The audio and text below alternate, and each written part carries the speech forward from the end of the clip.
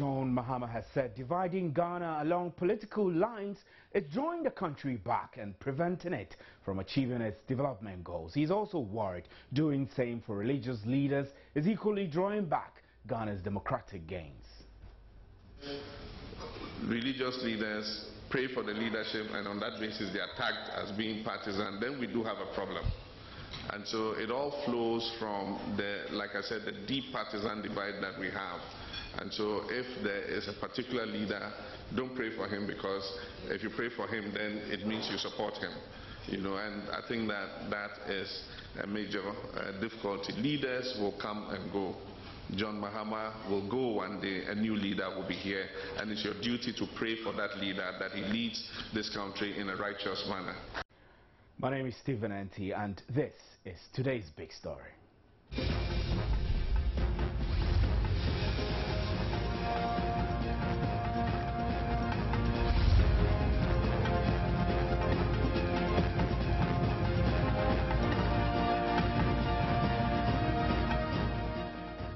Now, President John Mahama has said dividing Ghana along political lines is drawing the country back and preventing it from achieving its development goals. President Mahama made the call while interacting with senior clergymen and women at the Flagstaff House Monday.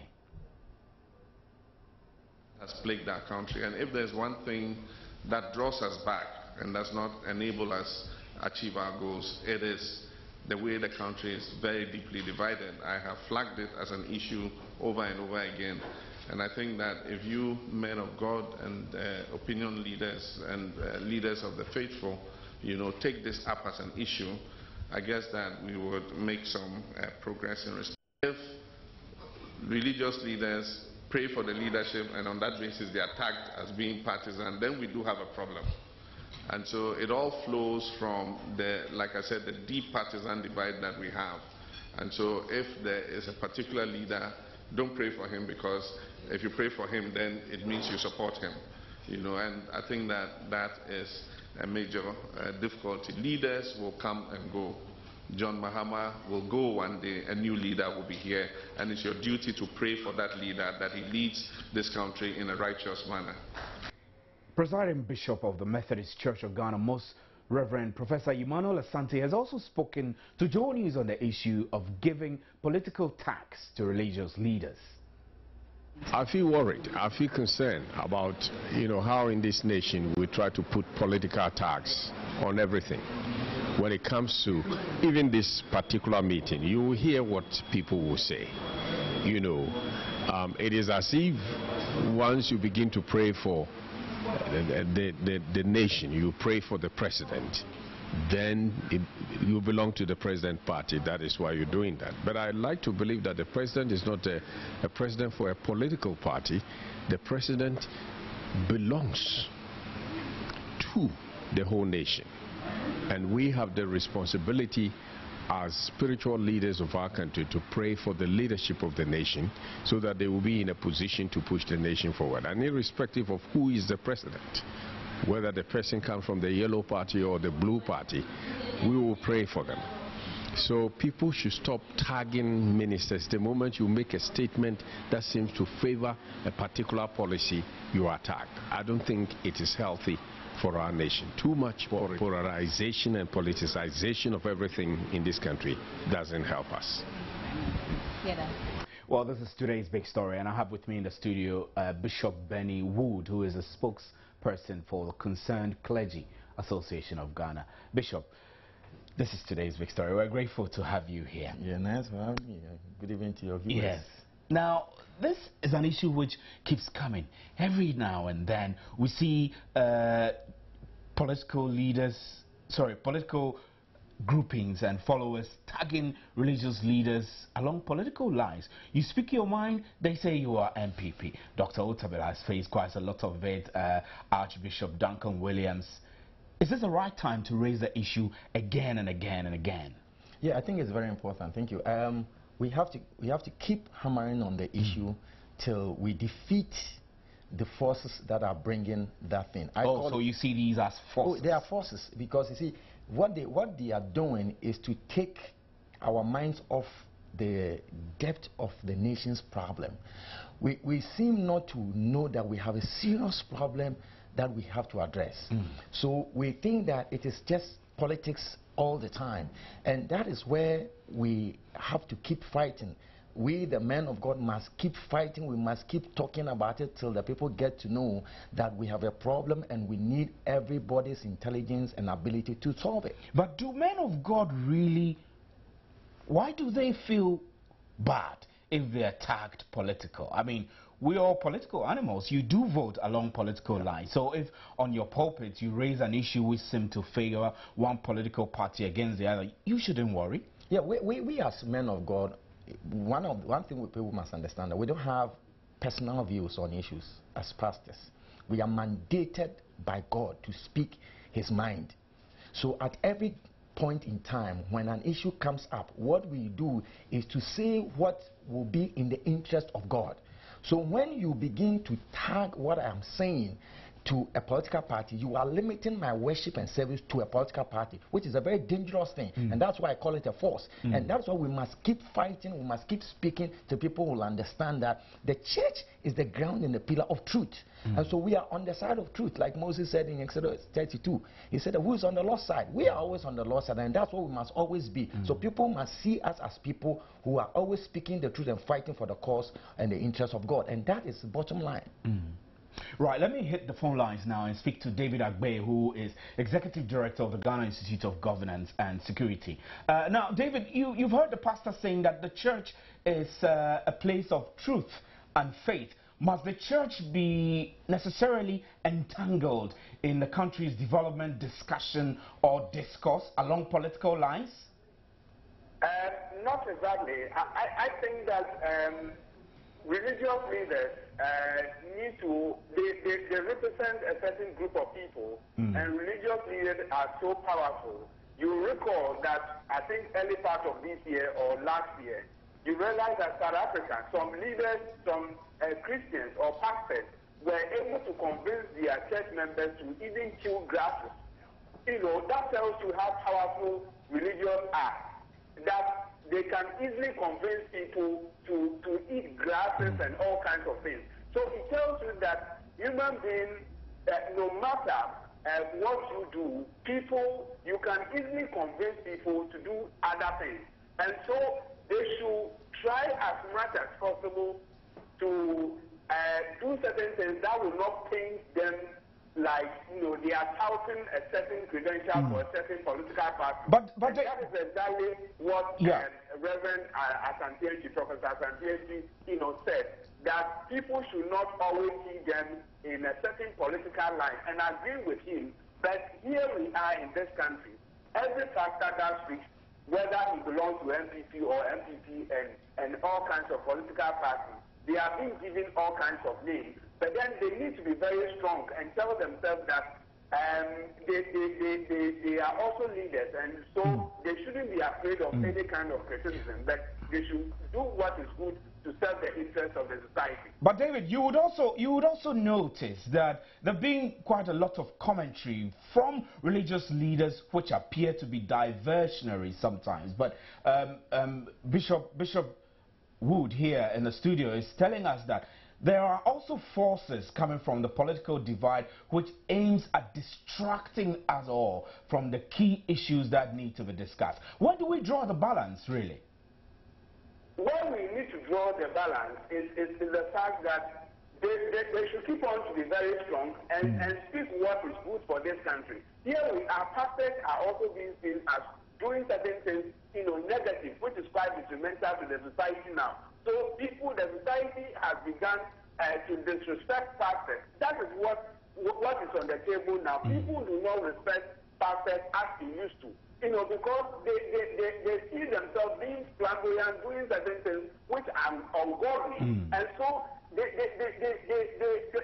society is not palatable. It's not seeing them to be doing what is good, what is quite practical when it comes to, you know, biblical. So they are being seen in a certain light that pastors need to be extra careful, because they are people that are being seen to be godly. But here we are now in Ghana, people I mean, I've seen pastors as having some questionable characteristics, which they need to be quite careful. If they want the society to respect them, they need to also paint a certain picture that the society will see them as quite supreme than, currently what we are seeing. Right.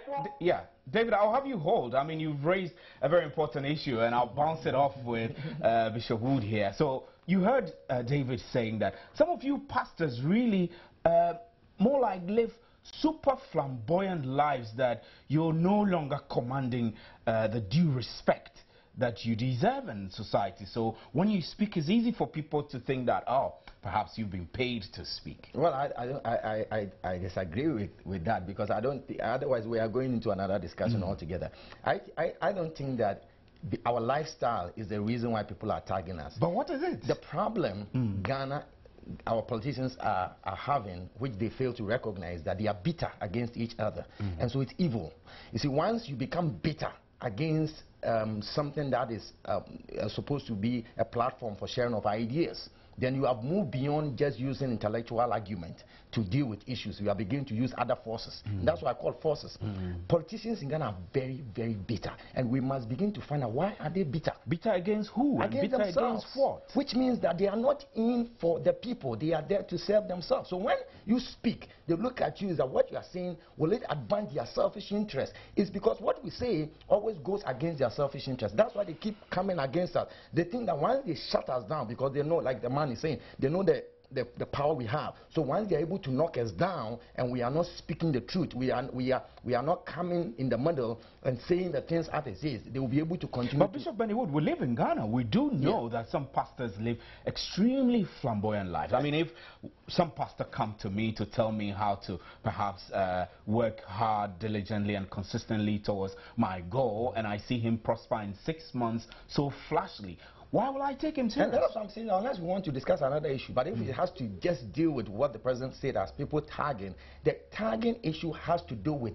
political players who doesn't want us to come in, because they know when we come in, we speak the truth. Once we speak the truth, they will lose the But you feel you must come in. Definitely. You definitely feel that the church has a place in the Yes, we are not even doing enough. National development. We are not even doing enough, because look, right now, America is facing the backlash of politicizing the men of God. You go to America, Democrats, Republicans. Since Obama became president, the relationship that existed between the white pastors and the black pastors have not been able to come together. They're still bitter. They are bitter against each other, because one political party promotes something, another promotes the other, and there's always conflict. But for me, I believe that as a man of God, you stand for the Bible. It doesn't matter who benefits. And so once we speak, we must speak to the interests of our God and the people. Speak to the interests of our God and our people. David, if you're still there, I mean, let's try and separate the two issues. The tagging along political lines and the role of the church in the national discourse towards development.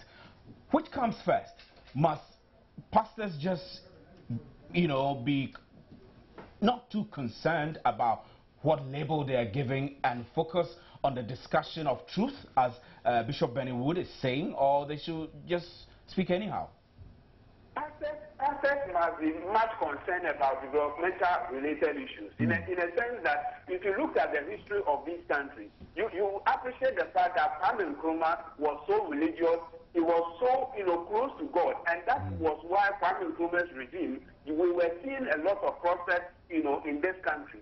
And so pastors have a significant role to play in terms of developmental issues. But the question here is the fact that in our dispensation, people are seeing pastors in a different light. We are not seeing that integrity. We are not seeing that honest. We are not seeing much of integrity in the pastors as we speak. So their status are being questioned by common, ordinary Ghanaians. And so they need to rise up. But we to see much of good deeds in them. And so politicians and pastors need to be extra careful to carry themselves so that the society will salute them, the society will respect them more. But as we speak now, pastors and politicians are being seen in a certain line, which is not good at all. Right, Reverend Dr. Kwabena Opuni Frimpong is also joining us on the other line. Reverend Dr. Opuni Frimpong is the General Secretary of the Christian Council of Ghana. It's great to have you on today's big story. Now, the discussion at stake is that the President says that tagging religious leaders along political lines is divisionary, that it divides the country and is drawing us back. Do you feel same as a leader of the Christian Council? Right. I reckon that Reverend Dr. Opuni Frimpong cannot hear me. Sir, if you're on the line, I'm asking if you feel you agree with the President who says that tagging religious leaders is dividing the country and drawing us back. Right. I guess we're facing difficulty. So Bishop, you heard a lot of the things David is saying. The whole thing is that must churches, let's even talk about religious leaders in general, meaning pastors, imams. To what extent must you engage in the development debate or political debate? Because you really command a lot of following. I mean, you could ask people to chew grass and they go ahead to obey you. You can ask people to do anything and they will do, including give their 10% tithe to your church. So if you ask them to vote for a political party, surely they will. Yeah. Do you think you're getting it wrong, baby? No, I think that, you know, our role is always to bridge the gap between God and his people. So we're serving God and we are bringing his people to him. And so anything that concerns the people must be of utmost importance to the church. The people represent God. Representing God. So for us, we cannot sit, and politics is just an administration of the resources God has given to a nation for the people. So if we sit down and allow people to run down the resources God has given us to the people, then we are not being fair to the people. We can't allow politicians to be corrupt, take our resources, go and stash it in another country, and then we come to church and say God should bless the people. He won't bless them, because at the end of the day, if God has given us all these resources in Ghana, there are countries that are surrounded by desert. When they go to pray to God, what should they pray to him about? When we have all the resources, we also go to God. We'll talk about that prayer bit. Let me go back to Reverend Dr. Opuni Frimpong. So I was asking the simple question that the President is of the view that when we, well, as the general citizens or political device, if we tag religious leaders, it's dangerous. It draws us back and it divides our country. Do you share his view? Exactly, my brother. And let me say good evening to your cherished listeners. You see, we need certain social institutions that must facilitate social cohesion, and religion is one of them. Institutions that should be able to bring all of us together as a people, and that such institution must be protected. At the moment, it seems to me our politicians, in the effort to increase numbers, have entered almost every sector of our national life and politicized almost every institution. And religion in this country is suffering that. And that must stop somewhere, you know. But sir, how can that stop if, I mean, the kind of systems, governance systems we operate work alongside political party structures? You see, my brother, our pastors must know the kind of offices they occupy. There are some people who know that in terms of profession they are politicians. But if you are said to be a religious leader, then you must be, call it neutral. You must be there for everybody. You are like a father, you know. But are you obliged? Are you really obliged to be neutral? Are you obliged to be neutral? I mean, the Constitution guarantees that you can join a political party. Must you be neutral? No, because you're a pastor? You join a political party, you become partisan. Then you don't qualify to occupy an office of a pastor. You see, if you want to remain in that office, then you are supposed to be neutral. The moment you align with a particular party, then you must accept that I don't qualify to be a pastor. This is where we are not getting it right in this country.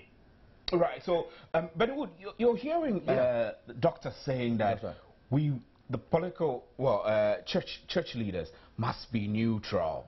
Is this too hard for pastors or religious leaders, imams, to be neutral? Let me say this in addition. One of the things we must understand is that the highest calling on the land is not the presidency, it's the office of the clergy. So, why so? Yes, because we are standing in for God. The president is standing for the people. And we are supposed to bring God and the people together. You understand?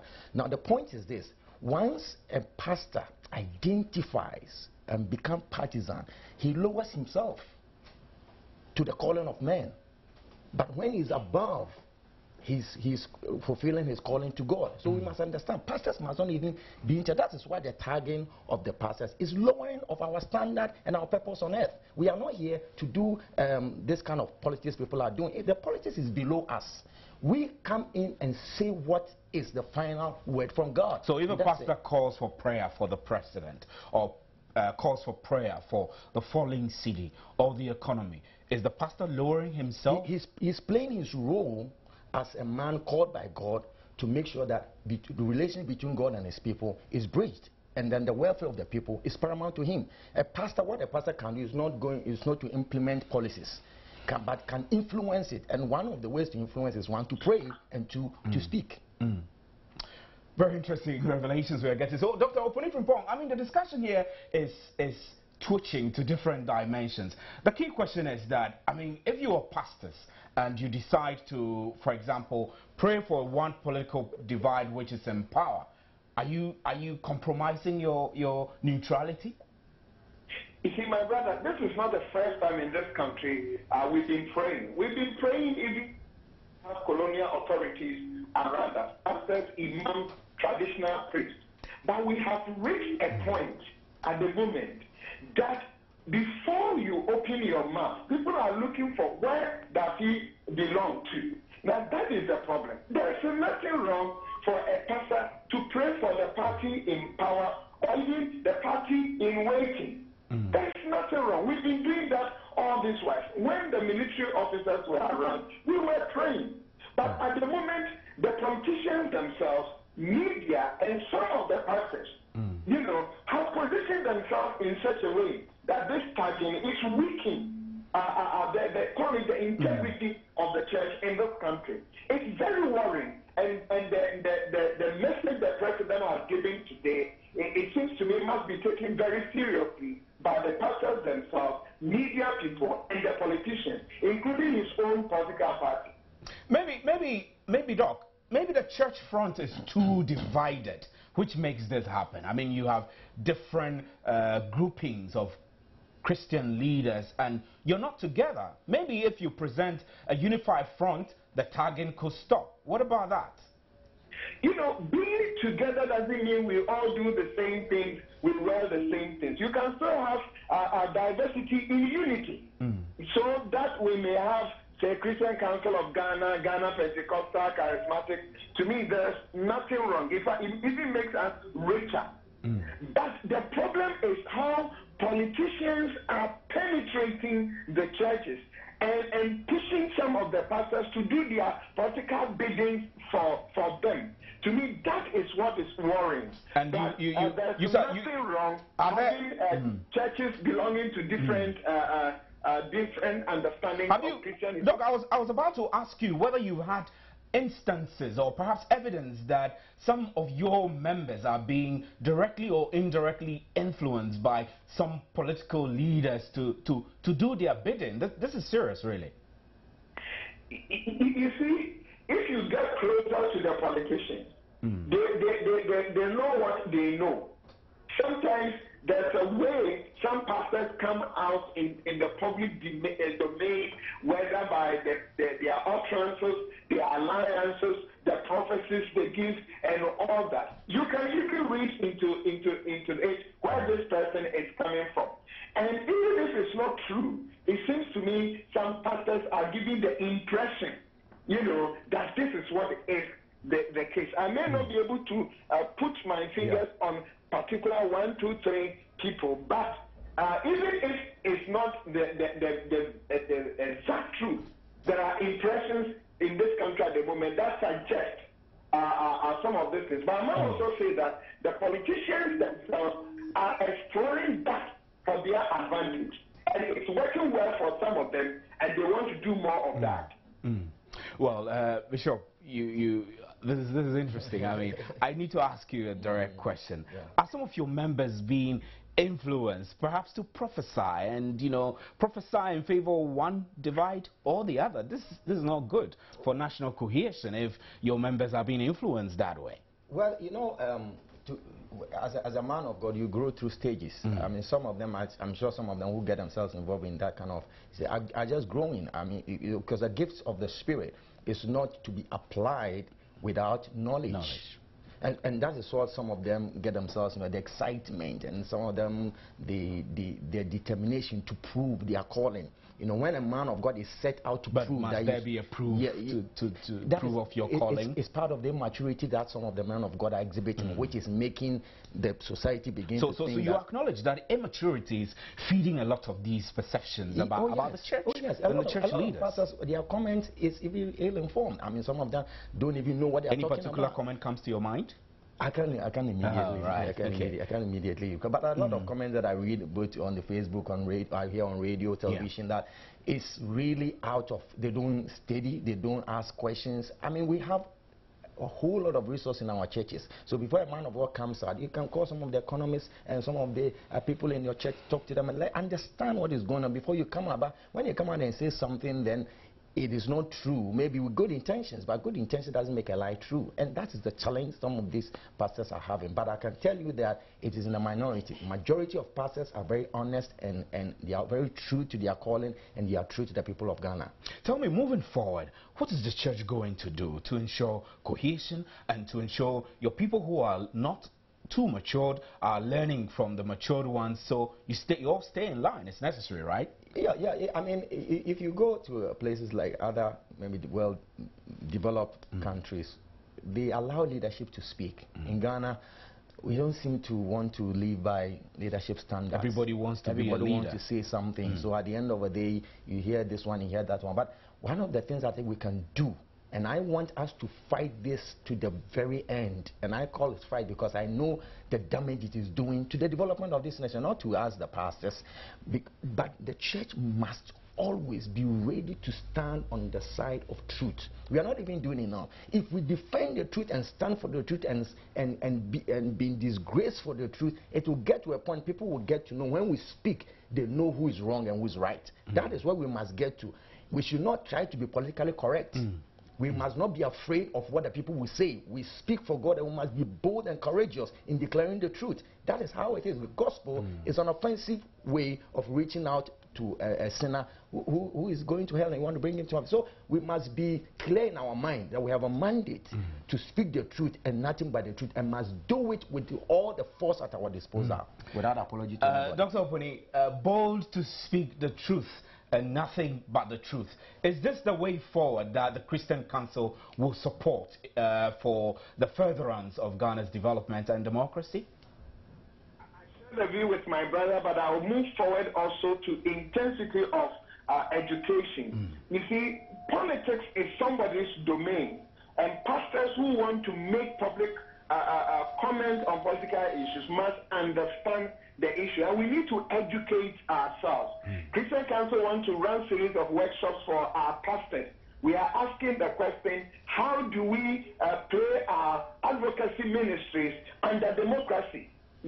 Just to prepare our pastors very well, even in how to advocate on national issues. Again, our politicians must understand that the politicization is not for good for them. Sometimes when they are able to break front, they think they are on top. If we weaken the social institutions in this country, governance will be difficult for them. Now we are weakening, judiciary is politicized, chieftaincy, religion, media, and all that, security services, public service in this country. They are pushing division and politicization everywhere. It's not good for the politicians. And they must see the warning that the president has given today, that it will not help any one of us in this country. So while we are doing our homework, educating ourselves, doing public education, we also want our politicians to know that national cohesion, social cohesion is good for all of us, including the various political parties. Whether they are in government or in opposition, we need a united country. They can't rule a divided nation. Thank you very much, Reverend Dr. Kwabena Opuni Frimpong, General Secretary of the Christian Council of Ghana. I'll give you 30 minutes, Bishop, to wrap up. 30 seconds, sorry, I beg your pardon. 30 seconds. Now, we've spoken a lot. Yeah. What is your view on all of these happenings? I mean, the church's involvement, you call it forces trying to distract everyone from the real truth. Yes. What is the way forward? The way forward, like I said before, I repeat that the church must be bold than ever before. We must also be enlightened about the issues on board. Sometimes when issues come, I'm happy the Christian Council is taking an initiative. The Christian Council on its own is capable of making a proper assessment on issues and making its conclusion without anybody's input. They have all the resources, both human, intellectual, and structural. So I want the leadership of Christianity to do more by always making a position, stating a position that is in line with truth and in line with God's interest. In line with truth and God's interest. My name is Stephen Anti, and Bishop Benny Wood has joined us in the studio, and Opuni Frimpong, Dr. Opuni Frimpong from the Christian Council also joined us. We're grateful for your time. This is today's big story. We'll return with the interactive segment. Stay with us.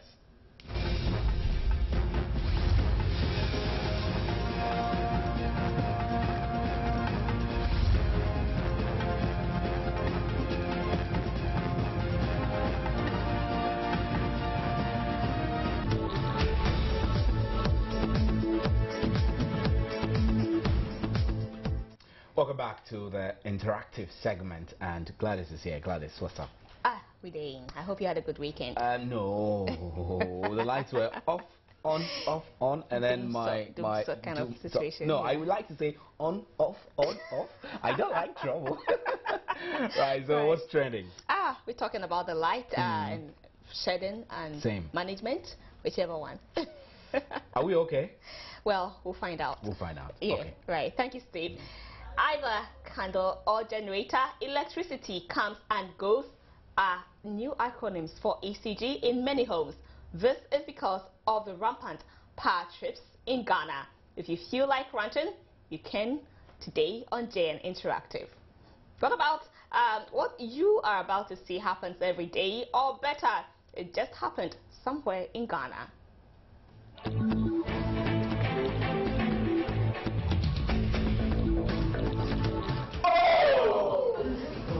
What you have been experiencing over the weeks was more of an emergency load management. That's what I said, because it was fluid. We don't know the quantum, exact quantum we are shedding.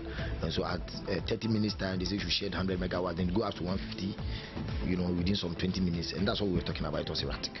Now we've concluded and we are firm up the quantum we should shed during the day and during the night. And now we can do a program and have a national load shedding program. So we come out from the woods. My name is Gladys Osei Asare. You can join us on social media platforms, facebook.com/joynewsontv. You could also send us a tweet on twitter.com/joynewsontv, and the handles are at joynewsontv and #JNInteractiveGH. The email address is joynewsim@multitvworld.com. So, did you enjoy electricity without any fluctuations over the weekend? If you did not, tell me. So I inform ECG to add you to the load shedding program. So you quickly tell me that one. Quickly send a comment to the Facebook or the Twitter handles, and I would let them know that you are not on, so they need to schedule you as well. But that's just on the lighter side. If you think you have had enough of the doomsaw experience, I plead with you to revise your notes, because the ECG is coming out with a new load shedding program starting Wednesday. Initially, we started with emergency load management. At that time, we were not very sure of the quantum of deficit we were dealing with. And so we started with emergency load shedding, where we put off the power and at any time and put it on It was a bit erratic and very fluid. As we speak now, we have confirmed. We have conferred with our stakeholders, and we can confirm that we are managing the quantum of 160 megawatts during the day of peak period and 350 megawatts during the peak period. So now we are going to draw a program, and that's going to be the load shed, and that's where we have specific, or we have numbers now to deal with. We have the quantum, we have the time. We're going to be national, and the regions are bringing in their schedules. So we will incorporate that into a comprehensive national program that we should publish the national program.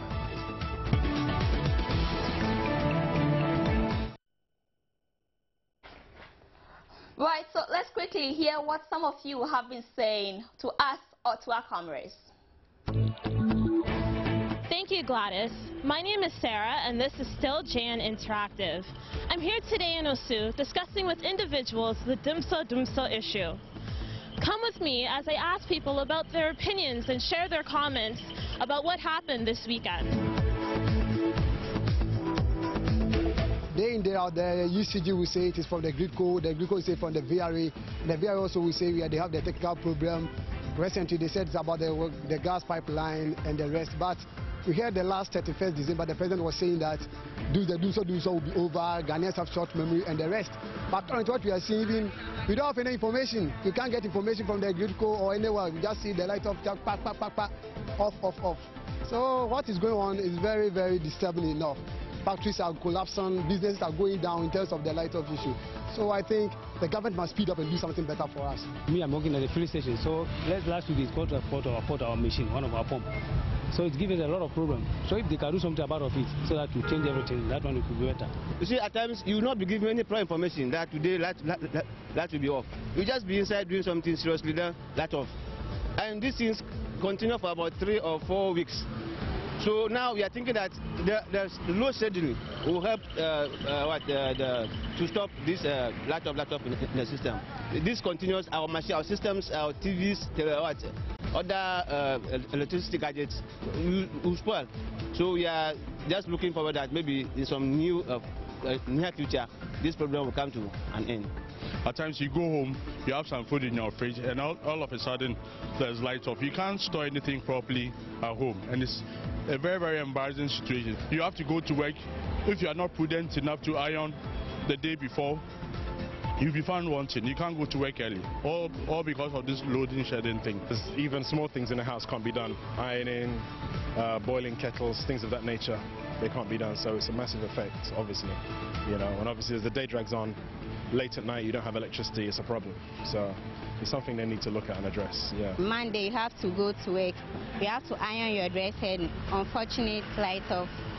You have to go to dress with your attire on iron. It affects our scheduling. The government said he has finished with the Bui Dam. I don't know how now we say, facing this light off. If they have not finished the Bui Dam, they will get, serious.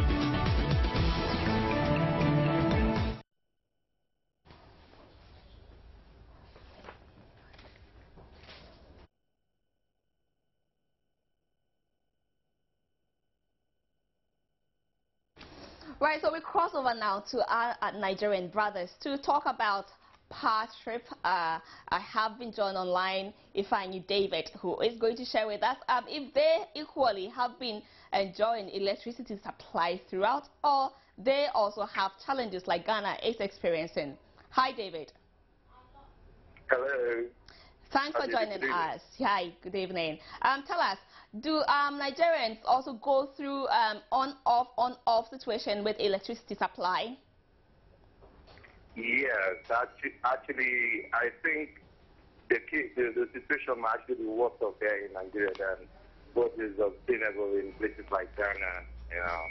Number one, people could easily blame it on our size, on the nature of use, on the demand, and all that. But more than any other thing, I think ours is worse off owing to the pervasive role of corruption and the like. There are areas you could live in Nigeria, and if you stay up to 3 days without light, even in Abuja, I'm living in Abuja now, and shortly before your call came in, my lights went off. And I heard from my neighbors that even before I got in this evening, that from morning till this evening there was no light, and there was no light yesterday night. I didn't see the light, and yet there's no light now. Light in the Federal Capital Territory, Abuja. Is it a kind of load shedding management you're going through, or is it a normal thing? Sorry, please, could you repeat that, please? I am asking if it's a kind of electricity supply management or load shedding you're going through, or is it a normal thing in Nigeria? Well, you know, there's shown up one or two reasons for, you know, this problem. At this point, I'm not really sure, because if you've been following the development in Nigeria recently, the federal government unbundled the PHCN, and now you see private sector coming in to take over the Gencos and the discos and all that. One would ordinarily expect that power would improve. In fact, it was so bad that at the point, the Minister of Power came out and said that witches and wizards are, you know, have taken over the power sector. It's that pathetic that these days they've reverted to spirituality to try to explain away the inability or incompetence of those of our power managers to generate adequate power to service the Nigerian people and the economy. So now, I'm not sure what the problem is anyway, but all I just know is we have the money. Nigerian government has invested the money. If you could remember during President Obasanjo's time, Nigerian government has spent well over $15 billion into the power sector, and we don't have anything to show for it today. And right now, the federal government under President Goodluck Jonathan, you know, are even spending more money into that same sector. We hope. I am being very, very, very, very optimistic that this time there will be results. But, you know, like I said, I can't lay my hands on one thing that is responsible for, you know, constant power failure in Nigeria. I'm also told that in Nigeria, NEPA actually, you translate that to mean never expect power at all. Sorry, I didn't get what you said. There's this joke I hear Nigerians do play about NEPA, that you call that never expect power always. Of course, you know that. You know, let me explain it a bit this way. In Nigeria, when you have a function, when you have an event that you think is powerful, you think it's important, as the case might be, what they call themselves these days, you know, put them on the standby. You don't put them as your, you know, primary source of power. Because if you do that, you will fail. Now, to further buttress this point, there are companies in Nigeria, local companies, multinational, that, you know, operate in the first time they have in actual production to disrupt their work, and of course, it's just cost that, you know, is much more than the cost of people generate. So that is how terrible it is. You just don't plan with NEPA. You don't just plan with PHCN. You just, you know, it's the normal thing in Nigeria that once you get a house, the first thing you go out to buy, you buy a generating set before you buy a air conditioner and the rest of the things. So that's the way it is. All right. Hello, Ifeanyi. David, thank you so much for sharing your experience in Nigeria with us here in Ghana. Right, so let's quickly see what you have been sharing with us on WhatsApp. And let's see, what has actually been your experience? Have you enjoyed constant power supply, especially over the weekend, or you were fortunate not to have gone through that one? So quickly, I have Divine Tete who says, as I'm talking now, there's no light at Kaswa. That's normal, Divine. Okay, thanks Divine for contributing to JN Interactive. Let's see who is next. Shumasi says, in fact, it is no more funny. This is Dumso, reloaded and amplified. It is very bad at K2 South. I see. So, Dumso, reloaded and amplified. Nana Asem says, we are sick and tired of ECG. They should do whatever they like already. They are collapsing. Cheer ECG. Nana Asem, thank you for also contributing. Quickly, let's see. And the next one is coming from Hammond Daniel, who says, it was terrible in Salt Pond and its environs. So Salt Pond and its environs equally had their fair share of the Dumso situation. Beatrice Soa says it used to be better, but now it's worse. I say, which area is that? It used to be better. Good for you. At least it's good to know it used to be better and now it's worse. Okay. So Jesse Akadi says, at Adenta, it's really critical. We are mostly not informed ahead of time. Nobody is informed ahead of time, oh, Jesse. Otherwise, we won't call it Dumso. Okay, Bonti Benjamin says, he's from Kumasi, and he says the value will still be the same. What a visionless, clueless government we have as a nation. Bonti Benjamin. Well, Komi Green Street says, this Dumso is turning our homes to nightclubs. ECG not serious. That's coming from Green Street, Dikomi. Thank you, Dikomi. Mario Perez says, you actually sending this from UDOS WA campus. In every 2 days, the whole campus experiences total lights out, which is not helping we the students at all. Government must act and stop the rhetorics and flimsy excuses they have been given. Yabre. Is it Mario? Is it voice or okay? In this case, everybody is tired. Abdul Fongo says, how then do we solve the economic problems without electricity? Ghana still have a long way to go. That's coming from Abdul Fongo. Thank you, Abdul. Right. So those have been some of your comments on WhatsApp. I take a breather here. When we come back, we'll be doing more of your comments about the Dumso situation.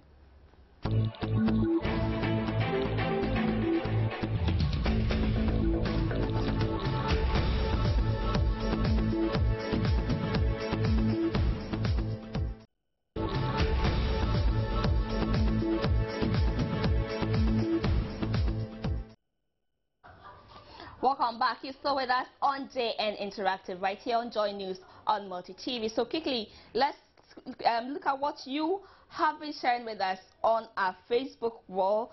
Quickly, we'll take you through the topic again, just in case you've just joined us. We are talking about our electricity supply, and we actually asked you to share with us your Dumso situation over the weekend. The ECJ says it will come out with a new load shedding schedule on Wednesday. Will it make a difference? And you have been sharing your thoughts with us. So I'll take it from Inusa Zakari, who says, we care less. Kofi Poku says, what at all is wrong with my motherland? Eric Tamate Sikasta says, the situation is so bad that it got my sharp 46 inches LED flat screen TV spoiled. I feel so bad since there's no one to complain to. I thought the argument was that an increase in tariff will lead to quality service delivery. What has happened? It's time some heads get rolled at VRA and ECG. Michael Ajono says, our president talks too much with no action. Jimmy Kwesi says, they are same people.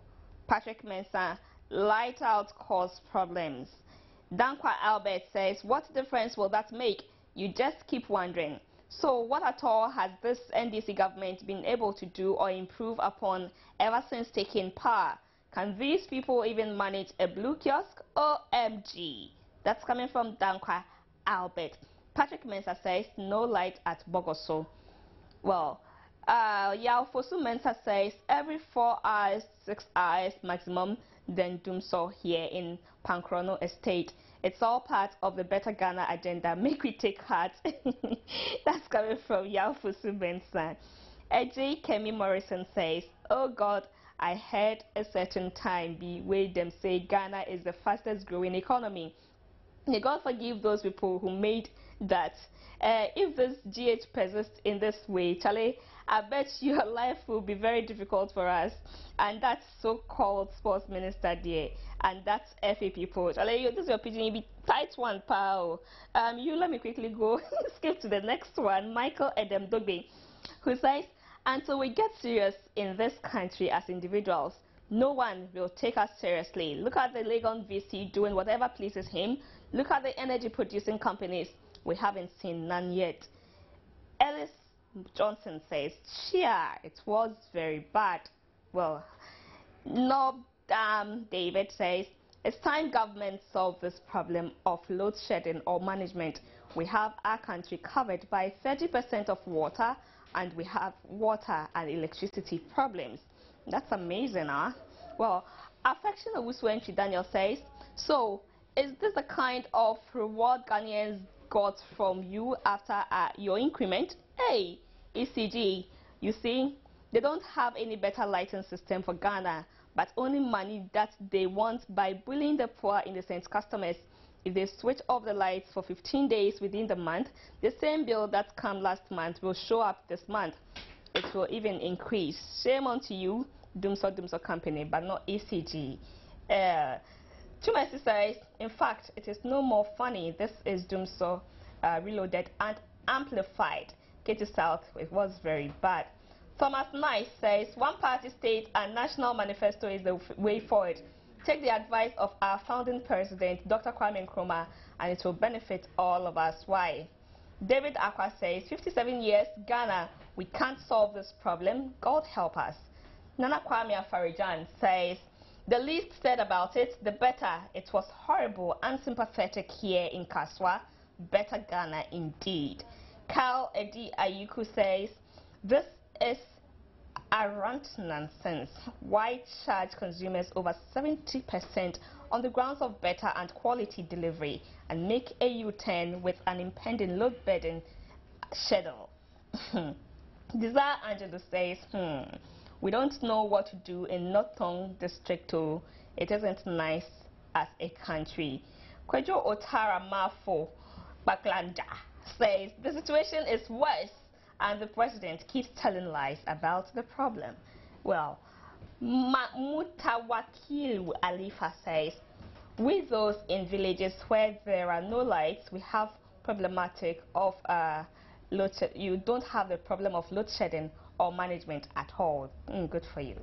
Nuruddin says there's fairly stable electricity in Garo Timpani here. They should not tamper with us. Okay, so Nuruddin, I'll prompt ECG right away to put you on the program because you are not on. You have to be on. It's for every Ghanaian. Nuruddin, thanks for letting us know. So very soon you'll be on their program. That's Garu Timpani. Okay, good to know. Daniel Jacobo says, like seriously, until we get serious in this country, we won't get anywhere. Instead of us thinking about how to fight poverty, we are rather thinking about how to solve electricity problems in the country. Have mercy, Lord. Johnson Obenampofa says, please join news. I think the earlier we stop commenting about some of these issues, the better, and rather focus on discussions that will help us live with their sheer wickedness. We are sick and tired of them. They can even decide not to supply us power and still take their salaries. God is watching all of us. I'll take my last two. Hussein Adam says, load management, load shedding, dumso, load subtraction, load adding, all is about the inefficiency of the Ghanaian handling electricity. They never tell us the truth. So Bright Kojo says, the timetable is already out, my people. Thank you for drawing our attention to that. Samora Owusu says, where is Haruna Idrisu? Do they have excuse now? They are a bunch of incompetent people leading Mother Ghana. What has happened to the Bui Dam they commissioned recently? Oh, Mr. President, why? And that is why coming from Samora, who is equally concerned about the power supply. I don't want to repeat Dumso. I just said that anyway. Well, so Steve has joined us, and I guess a weekend. I guess you can't stop saying Dumso. You just said it's true. No matter how you. And on News of the 8, stories you should respect. The Minister of Energy comes at a time when Nigeria to hold discussions with officials of the Ghana West African gas pipeline. So this is in connection with efforts to resolve the challenges in the country's energy sector. So that's a story you should respect. All right, so at 8, again, the president has actually announced the discussion should lead to an improvement in gas flows to help boost power generation in the country. And also, he also has affirmed his belief in prayer and its ability to make things happen at an interaction with heads of Christian organizations at the Flagstaff House. However, he explained prayer alone will not work unless individuals and nations seize the opportunity which become available. Well, so all of these plus many more stories you should expect on Journeys at 8 with Israel I. My name is Stephen Anti. And my name is Gladys Osei Oredu. We are always grateful for your time. Thanks for staying.